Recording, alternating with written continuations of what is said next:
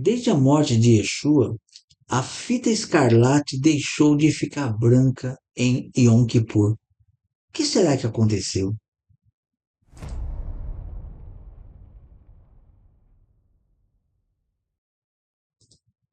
Shalom, shalom. Estamos de volta no canal Tirando os Óculos Romanos e hoje eu quero falar para vocês sobre a fita escarlate que ficava branca e desde a morte de Yeshua nunca mais ficou. O que será que aconteceu para a fita escarlate deixar de ficar branca?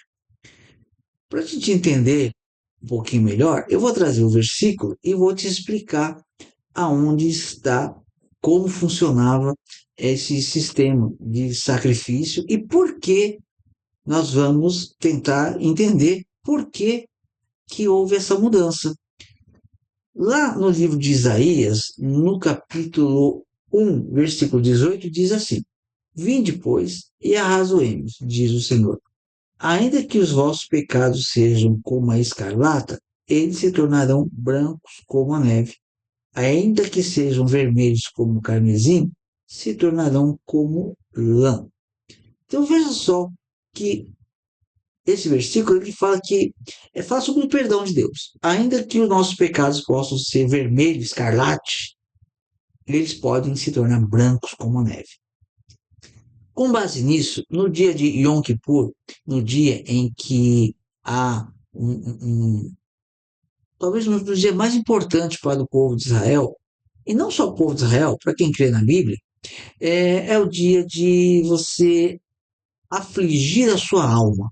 Você vai afligir a alma vendo seus erros, se consertando, pedindo perdão a Deus e mudando seus atos. E é um dia de muita reflexão, é um dia é um dia de jejum, né? Muitas pessoas fazem jejum integral de até 24, de até 25 horas às vezes.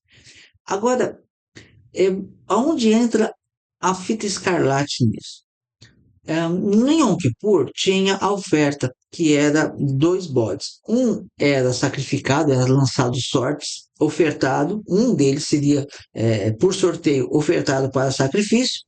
E o outro era mandado para o deserto. Ele é oferecido para Azazel, uma figura enigmática que nós temos aí citada na Bíblia.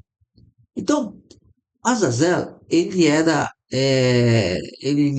citado na Bíblia e um dos bodes era enviado para Azazel e a tradução rabínica diz que eles jogavam o animal no ribanceiro para expiar os pecados do povo. E o outro bode era morto, mas dentro do ritual, sem dor, enfim, que existe, que a Bíblia exige. Quando eles iam soltar esse bode para Azazel, eles amarravam um tecido carmesim, vermelho, uma fita vermelha, no chifre do bode. E um pedaço dessa fita vermelha eles prendiam no portão do templo. E aí, o que acontecia? Eles jogavam um bode lá e esperavam a resposta. Qual que era a resposta? Quando Deus aceitava o sacrifício era aceito, houve um arrependimento genuíno, então a fita que estava presa no portão do templo, ela ficava branca, de acordo, né, fazendo, podemos fazer uma ligação aqui com esse versículo. Ainda que os vossos pecados sejam vermelhos como escarlata, né, ainda que os vossos pecados sejam como a escarlata, serão brancos como a neve. E ficava branco. E havia um sorteio também, para qual bode que seria, né? O da mão direita e o da mão esquerda. Aí, quando Yeshua vem, algo muito parecido acontece. Quando ele está sendo julgado, ele é Yeshua ben Yosef, né? O servo sofredor. Ele é Yeshua. Poderia também, ele vai vir como Yeshua ben Davi, mas ele é da descendência de Davi. O nome dele é Yeshua. E O famoso Barrabás, ele na verdade não chamava Barrabás, ele se chamava Yeshua Bar Abá. Yeshua, filho do pai. Ele tem um nome meio que parece meio profético, né? Filho do pai, dá a intenção. E eu digo que hoje muitas pessoas seguem Yeshua, filho do pai, que não é o verdadeiro pai, né? Mas enfim, não vamos entrar nesses detalhes. Então, o Yeshua Bar Abá era o quê? Um homem violento, um homem que ele era um militante, né? Ele lutava contra o poder de Roma, ele era um político ativista, visto como um bandido. Ele, provavelmente, né, tem uns que falam que ele era um assassino, talvez ele tenha assassinado pessoas nessa luta aí de libertação. A intenção dele parecia ser boa na cabeça dele, mas enfim, Yeshua Bar Abá, chamado de Barrabás, estava lá e Yeshua, o nosso Salvador. E quem os líderes religiosos escolheram, incentivaram as pessoas que estavam ali naquele momento para escolher? Eles escolheram o quê? Qual a sorte que eles deram? Yeshua Bar Abá foi mandado para o deserto. Ninguém foi matá-lo no deserto. Ele foi embora, foi livre. E Yeshua, o nosso Salvador, o nosso Messias, ele foi morto. Enquanto isso, lá no templo, o que, que as pessoas estão fazendo, os sacerdotes? Eles vão lá também, né? Alguém vai ter que fazer o sacrifício. E vai fazer, vai soltar o bode emissário, né? O bode expiatório, vamos dizer assim, e vai lançar sorte e vai também sacrificar um outro bode no templo. E o bode que vai para vai ser solto no deserto, vai ser sacrificado no deserto, coloca uma fita vermelha, né, escarlate, tira um pedaço da fita e coloca no templo, na porta do templo. E aí eles esperam aquele aquele tecido escarlate ficar branco. O tecido fica branco, a oferta foi aceita. É assim que sempre funcionou. Só que aí o que, que acontece? Lá no Talmud Yomá 39b, ele faz uma citação, algumas citações muito interessantes que começaram a ocorrer depois da morte de Yeshua, mas eles não vão citar como depois da morte de Yeshua, eles vão dizer que cerca de 40 anos antes do templo ser destruído, depois da morte de Yeshua. É uma forma de você omitir Yeshua. Né? Ó, depois da morte de Yeshua, 40 anos depois, o templo foi destruído.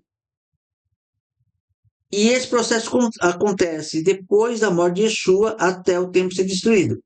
E aí eles não querem citar Yeshua, então eles falam 40 anos, cerca de 40 anos antes do templo ser destruído, aconteceram algumas coisas. E o tratado ali no Talmud de Yomá 39b, ele fala sobre isso. O que diz lá? A sorte pela qual o bode para Azazel era escolhido nunca mais caiu na mão direita. Então, um ia para a mão direita, outro para a mão esquerda. Pela lógica, eu entendo que a mão direita era o bode que seria sacrificado no templo. E o que seria solto caía na mão esquerda. Nunca mais, por cerca de 40 anos, todos os anos, a sorte para o bode expiatório sempre caía na mão esquerda, nunca na mão direita.